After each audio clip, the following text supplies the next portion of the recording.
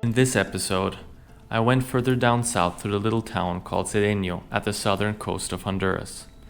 The people in town live primarily from national tourism, mostly other Hondurans seeking the beach as a time to relax and drive down from big cities such as Tegucigalpa.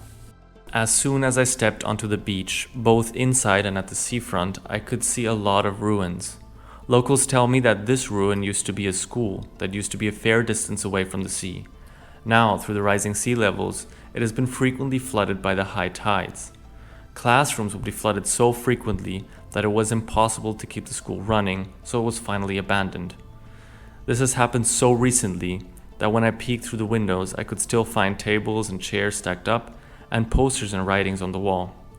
Now it is an area where the young people of the town hang out and fishermen store their boats. I met Yanira Amaya.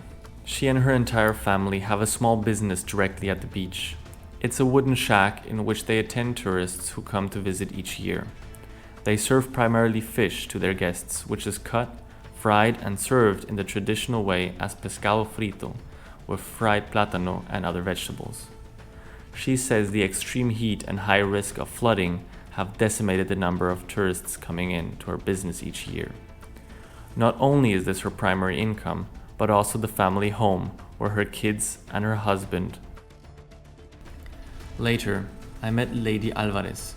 She also owns a small family business at the seaside and tells a similar story.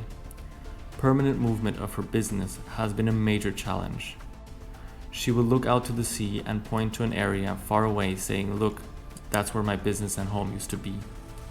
She and her family have been able to separate their business and build their home far away from the beach. But she's only one of a few that can afford it. Most of these types of investment come from remittances from family members working in the United States. She also tells me that everyone has begun building their businesses and houses in wood because they have to move backwards so frequently. These wooden structures are not weatherproof and disintegrate during tropical storms. As the storms Eta and Iota hit the coast, most were blown away and destroyed. Cedeño is only one example representing the reality at the southern coast of Central America. We can see a huge decline in disaster resilience in this particular coastal area due to the need to remain flexible and move frequently. Also, we can see how intimately migration is linked to climate change. Nevertheless, we can see an immense resilience of these communities who are able to make do despite this precarious situation.